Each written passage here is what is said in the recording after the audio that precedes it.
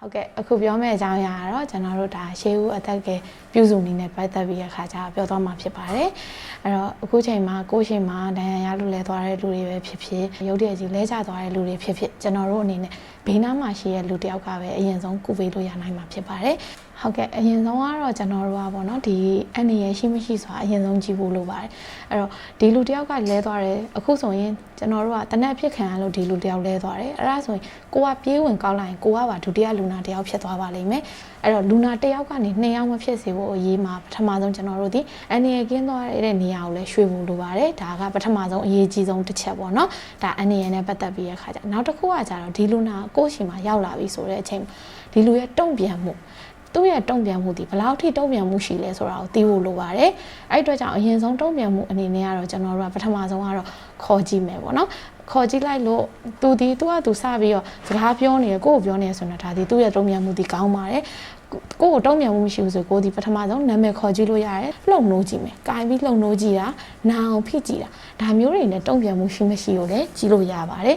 ။အဲ့ဒါပြီးသွားရင်တော့နောက်ဆုံးတစ်ချက်ဒီဟာတွေနဲ့မှတုံ့ပြန်မှုမရှိဘူးဆိုရင်ကျွန်တော်ဘာလုပ်လို့သူဒီတုံ့ပြန်မှုမရှိတော့ဘူးဆိုရင်တော့ကျွန်တော်တို့ဒီတတိယချက်အရေးကြီးဆုံးကတော့အကူအညီတောင်းရပါမယ်။ဒီအရေးပေါ်အသက်ကပြုစုနေလုပ်တဲ့အချိန်မှာတယောက်တည်းလုပ်လို့မရပါဘူး။ဘေးနားမှာအကူအညီလိုပါတယ်။အကူအညီတောင်းနေဆိုတဲ့နေရာမှာကျွန်တော်တို့ကဘေးနားမှာကိုယ့်ကိုလာကူပေးမဲ့လူလည်းရှိဖို့လိုတယ်လို့အဓိကကတော့ ambulance ပေါ့နော်လူနာတင်ကားခေါ်ဖို့အတွက်လိုပါတယ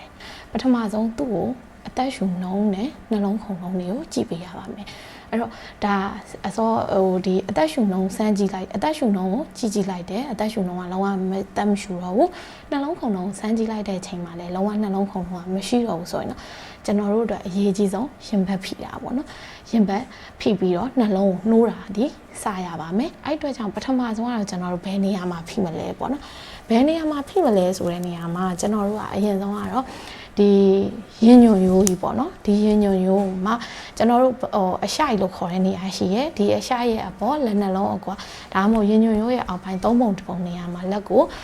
ဒီရှက်ရထားပြီးတဲ့ခါကျတော့ဖိပါမယ်အဲ့တော့ဒါကဘယ်နေရာမှာဖိမလဲလို့ပြောတာနောက်ပြီးရင်ဘယ်လောက်ထိဖိမလဲဆိုတာတော့ကျွန်တော်တို့ခန္ဓာကိုယ်လဲထားတဲ့ခန္ဓာကိုယ်အတိုင်းအတာရဲ့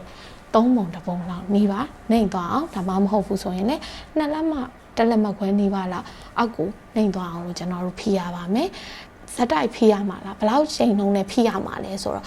့ကျွန်တော်တို့ကပုံမှန်10မိနစ်မှာ120နှုန်းလောက်100နဲ့120နှုန်းလောက်နဲ့ထိရအောင်လို့ဖိရပါမယ်ဒါကတော့ဒါကျွန်တော်တို့ကနှလုံးကိုနှိုးတဲ့ပုံစံနဲ့ဖိရနေပါအဲ့တော့အဓိကကကျွန်တော်တို့ဒီနှလုံးကိုဇက်တိုက်နှိုးချင်တာဖြစ်တဲ့အတွက်ကြောင့်ဂျားထဲမှာအနည်းဆုံးကျွန်တော်တို့နားတာမျိုးဖြစ်အောင်မျိုးလုပ်ရပါမယ်ကိုဒီအကြာကြီးမဖိနိုင်ပါဘူးလူတယောက်ဒီအနည်းဆုံး2မိနစ်လောက်ထိပဲဖိနိုင်ပါတယ်အဲ့တော့2မိနစ်ကျော်သွားတဲ့အချိန်မှာဆိုရင်အချင်းချင်းလဲဖို့အတွက်ဘေးနားမှာအစောကကိုအကူအညီတောင်းထားတဲ့လူတွေရှိမယ်အဲ့တော့သူတို့တွေကကူပြီးတော့လဲပေးပါမယ်ပေါ့နော်ဒါကဒီနောက်ပြီးရင်ကျွန်တော်တို့ဖိရဲ့နေရာမှာဇက်တိုက်ကြီးပဲဖိထားလို့မရပါဖိပြီးရင်ပြန်ကြွားဖို့အတွက်လည်းအချိန်ပေးရပါမယ်အဲ့တော့ကျွန်တော်တို့ဒီရင်ဘတ်ဖိတာကကျွန်တော်တို့120နှုန်းနဲ့လုပ်နေတဲ့အချိန်မှာပ